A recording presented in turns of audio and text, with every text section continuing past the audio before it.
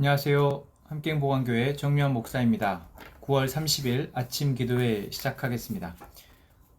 오늘 본문은 출애굽기 23장 1절에서 19절의 말씀입니다. 10절에서 19절의 말씀 함께 보겠습니다. 너희는 6해 동안은 밭에 씨를 뿌려서 그 소출을 거두어 들이고 7째 해에는 땅을 널리고 묵혀서 거기서 자라는 것은 무엇이나 가난한 사람들이 먹게 하고 그렇게 하고도 남은 것은 들짐승이 먹게 해야 한다. 너희의 포도밭과 올리브밭도 그렇게 해야 한다. 너희는 엿새 동안 일을 하고 이렛날에는 쉬어야 한다. 그래야 너희의 소와 나귀도 쉴 수 있을 것이며 너희 여종의 아들과 몸붙여 사는 나그네도 숨을 돌릴 수 있을 것이다. 너희는 내가 너희에게 말한 모든 것을 지켜야 한다. 그리고 너희는 다른 신들의 이름을 기억해서는 안 되며 입 밖에 내서도 안 된다. 너희는 한 해에 3차례 나의 절기를 지켜야 한다. 너희는 무교절을 지켜야 한다. 내가 너희에게 명한 대로 아비벌에 정해진 때에 이래 동안 누룩을 넣지 않은 빵을 먹어야 한다. 너희가 그때 이집트에서 나왔기 때문이다. 너희는 빈손으로 내 앞에 나와서는 안 된다. 너희는 너희가 애써서 밭에 씨를 뿌려서 거둔 곡식의 첫 열매로 맥추절을 지켜야 한다. 또한 너희는 밭에서 애써 가꾼 것을 거두어들이는 한 해의 끝 무렵에 수장절을 지켜야 한다. 너희 가운데 남자들은 모두 한 해에 3번 주 하나님 앞에 나와야 한다. 너희는 나에게 바치는 희생 제물의 피를 누룩 넣은 빵과 함께 바쳐서는 안 된다. 그리고 절기 때에 나에게 바친 기름을 다음날 아침까지 남겨두어서도 안 된다. 너희는 너희 땅에서 난 첫 열매 가운데서 제일 좋은 것을 주 너희 하나님의 집으로 가져와야 한다. 너희는 새끼 염소를 그 어미의 젖으로 삶아서는 안 된다. 아멘. 출애굽기 23장 말씀 가운데 제가 앞부분 이야기는 어제 출애굽기 22장의 이야기와 동일 비슷한 이야기여서 그 부분은 건너뛰고 10절의 말씀부터 읽었습니다. 하나님은 이스라엘 백성들에게 규례를 말씀하시는데 그 규례의 말씀하심의 목적은 무엇입니까? 그들이 하나님의 백성으로 거룩하게 죄악 가득한 세상 가운데에서 그래도 구별되어져서 살아가도록 하시기 위함이었습니다. 그것을 위해서 어떤 규례와 규범, 어떤 법 질서를 그들에게 지금 가르치시고 그것을 지키라 명령하고 계시는 것이죠. 그런데 이 규례와 규범은 우리가 갈라디아서의 말씀에서도 했던 것처럼 이 규례와 규범을 지킬 수 있기 때문에 또 이것을 지킴을 통해서 그들이 하나님의 백성이 되는 것이 아닙니다. 그래서 어쩌면 이 규례들은 너무 허술을 하죠. 그리고 시대적 상황에 따라서 계속 바뀔 수밖에 없는데 저희가 이 규례를 마치 유대인들처럼 이때 2000년 전, 3000년 전의 어떤 규범들을 동시대가 아니라 오늘의 이 시대에 그대로 가져와서 이렇게 살아야 된다, 이렇게 지켜야 된다라고 한다면 그것은 안 될 말이죠. 그렇다면 우리가 놓치지 말아야 될 것, 반드시 알아야 될 것은 바로 하나님은 그 시대 상황 가운데에서 하나님의 백성들이 하나님의 은혜 아래에서 살아가도록 하시기 위해서 규례와 규범을 주셨다라는 것입니다. 그렇기에 곳곳에서 또 오늘 저희가 읽었던 10절에서도 그렇지만 결국 그들이 그렇게 살 수 있도록 하게 된 가장 근원적인 이유는 바로 하나님의 존재를 기억하고 하나님의 어떤 그 그늘 아래, 그 다스림 아래에서 살아갈 수 있도록 하시기 위한 어떤 그 마음을 계속 드러내고 계시다라는 거죠. 오늘 안식일에 대해서도 그렇습니다. 출애굽기에서 이스라엘 백성들이 이미 광야의 생활 가운데 만나와 메추라기를 먹을 때 이 훈련을 하고 있습니다. 지금 이 이야기를 들을 때가 이미 지금 그 훈련을 계속 하고 있는 과정 가운데 있잖아요. 그래서 매일 먹을 만큼만 하나님이 만나를 먹게 하셨고 그리고 6째 날에는 7째 날 거 이틀치를 그들이 수확하게 하셨고 이러한 훈련을 통해서 그들은 하나님이 그들을 공급하시는 분이시고 하나님이 약속한 대로 만약에 6째 날에는 이틀치를 내가 주겠다고 약속하면 그대로 하신다라는 것을 그들은 믿고 일곱째 날에는 쉬어야 하는 곳이구나 라는 것들을 몸으로 체득했다라는 것이죠. 자, 그런데 이 약속의 말씀은 지금 그들이 가나안 땅에 들어가서, 다시 말하면 이제 이런 훈련의 과정이 아닌 가나안 땅에 들어가서 이제 세속의 어떤 문화 가운데에서 섞여 있을 때 그들의 정체성을 지키기 위한, 하나님의 백성임을 지키고 그 백성답게 살아가도록 하기 위해서 너희들이 안식일을 꼭 지켜라 라고 말씀하신 것입니다. 그리고 단순히 안식일이 아니라 밭에서 그들이 이제 농경 사회 가운데 있었기 때문에 밭에서 그들이 수확을 할 때 6째 해까지는 너희들이 수확을 해서 너희들이 거두고 7째 해에는 안식일, 그 밭의 소출을 쉬어라. 그러면 그 쉰 1년 동안 생각해 보십시오. 여러분, 우리가 쌀 농사를 짓잖아요. 우리나라가 쌀 농사를 짓는데 6년 동안은 쌀 농사를 짓고 7째 해에는 쌀 농사를, 그러니까 벼를 안 심는 거예요. 그러면 무엇으로 먹고 삽니까? 이 걱정을 할 수밖에 없죠. 그런데 하나님 지금 그것을 명령하고 계시는 겁니다. 7째 해에는 너희가 농사를 짓지 마라. 그러면 뭐예요? 내가 너희의 주관자, 공급자 되시는 그것을 통해서 너희가 믿음으로 순종하고 그 순종의 열매, 다시 말하면 하나님의 공급하심, 너희들이 농사를 짓지 않았음에도 불구하고 살 수 있다라는 것, 살아가게 하시는 그 하나님의 은혜를 너희들이 경험해라 라는 것입니다. 그리고 또 한 가지, 너희들이 이 7째 해에는 농사를 짓지 않아도 이미 그 밭에 그 전에 해왔던 수확물들이 있기 때문에 그 수확물들에 대해서는 이웃에게, 나그네들에게, 가난한 자들에게 나누어라 라고 말씀하고 있는 것입니다. 다시 이야기하면, 여러분, 우리가 10계명의 가장 중요한 2가지 축이 하나님 사랑과 이웃 사랑이잖아요. 그래서 이 안식년의 개념에서도 하나님을 사랑하기에 안식년, 다시 말하면 하나님을 신뢰하기에 안식할 수 있습니다. 안식년을 가질 수 있죠. 그리고 그 안식년의 마음은 하나님 사랑에만 국한된 것이 아니고 이웃 사랑에까지 나아간다라는 것을 지금 하나님은 말씀하십니다. 물론 이 말씀을 들을 당시에 이스라엘 백성들은 이게 뭔 의미인지, 지금 당장 농사를 지을 수도 없는 광야에 있는데 이게 뭔 소린가 했을 겁니다. 또 어쩌면 지금 우리는 농경사회가 아니라 산업사회, 그리고 초고도화된 이러한 현대사회 속에서 이러한 또한 안식년, 안식일, 이러한 개념들이 우리에게는 불필요하게 느껴질 수 있죠. 어떻게 하라는 거지? 라고 느껴질 수 있지만, 여러분,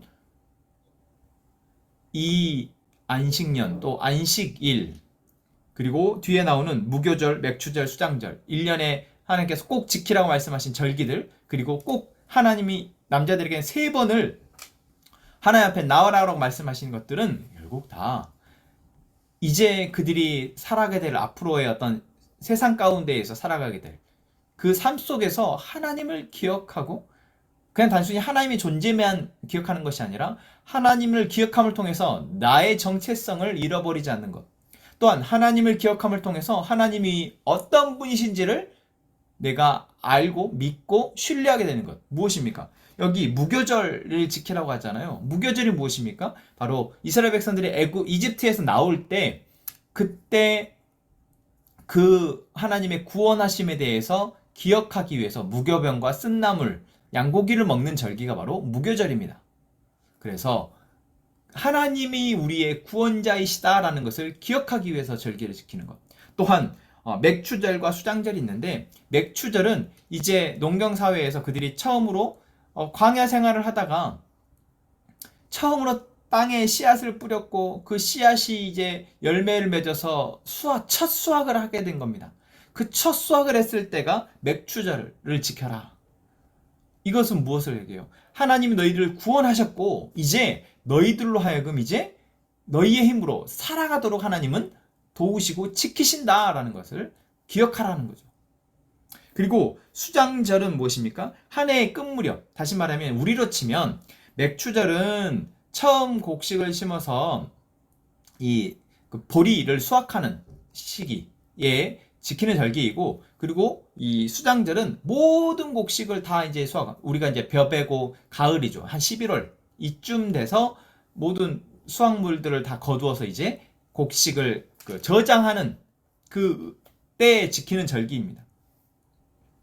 그래서 이 절기를 통해서 하나님이 우리의 공급자 되심에 대한 어떤 것들을 기억하기 위해서 이 절기들을 하나님께서는 지금 지키라 하시는 거죠. 그래서 우리는 율법이 여러 수백 수천 가지의 율법과 계명이 있다 할지라도 그 율법의 어떤 본 목적은 하나님을 기억하는 것. 다시 말하면 우리를 구원하신 하나님, 그리고 우리로 살아가게 하신 하나님, 또한 우리의 영원을 책임지시는 하나님에 대해서 기억하고 신뢰할 수 있도록 하기 위해서 율법이 있다라는 것, 규례가 있다라는 것. 그래서 안식일, 안식년, 그리고 여러 절기들을 지키는 것은 바로 그 우리가 분주한 일상 가운데에서 하나님을 기억하도록 하기 위함이다라는 것. 여러분 기억했으면 좋겠습니다. 그래서 오늘 우리는 우리가 사는 사회 가운데에서 얼마나 하나님에 대해, 하나님의 존재에 대해서 우리가 염두에 두고 삶을 살아가고 있는지 돌아봤으면 좋겠습니다. 앞에 1절부터 9절까지 말씀에서 나오지만 정말 정의가 사라져 있고 온갖 비난과 거짓과 탐욕이 가득한 세상 가운데에서, 그래서 뉴스를 보거나 TV를 보거나 또는 주변의 이웃을 위해서 일어나는 일들을 볼 때 정말 탄식이 나오고 어떻게 살아야 되지? 라는 생각이 나올 때 도대체 나라는 뭐 하고 법은 뭐 하는 거지? 공권력은 뭐 하는 거지? 정말 내가 이 나라를 이 정치인들을 또는 이런 공권력들을 믿을 수 있는 건가? 또는 심지어는 내 가족, 내 이웃을 믿을 수 있고 살아갈 수 있는 건가? 라고 생각이 드는 이러한 시대에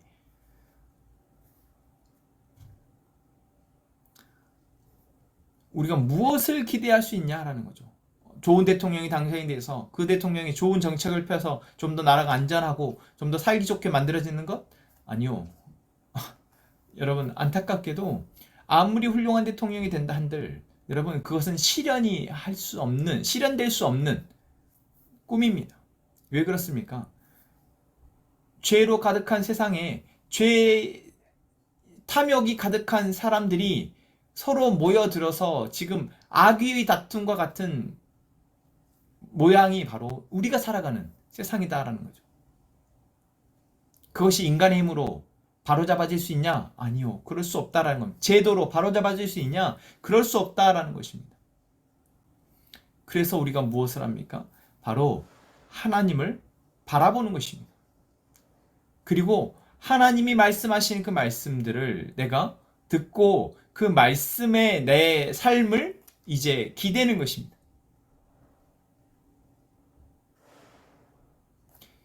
그분의 가치와 그분의 마음과 그분의 지혜와 그분의 능력이, 그분의 다스리심이 나의 삶에 조금이라도 더 많은 영향력이, 더 많은 힘이 될 수 있도록 내가 그분에게 시간을 드리고 그분을 더 나의 삶에 끌어들이는 것, 그분이 온전히 나의 삶의 주인이 되도록 하는 것, 여러분 그것이 지금 우리에게 필요한 가장 중요한 일이다라는 것이죠.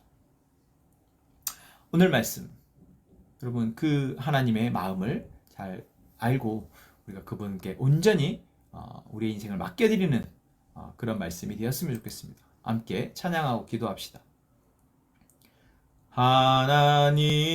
하나님은 너를 지키시는 자, 너의 우편에 그늘 되시니 낮의 해와 밤의 달도 너를 해치 못하리. 하나님은 너를 지키시는 자, 너의 환난을 면케하시니 그가 너를 지키시리라. 너의 출입을 지키시리라.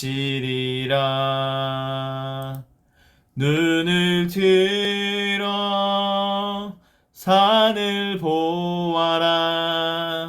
너의 도움 어디서 오나. 천지 지으심 너를 만드심 여호와께로다. 눈을 들어 산을 보아라. 너의 도움 어디서 오나. 천지 지으심 너를 만드신 여호와께로다. 천지 지으신 너를 만드신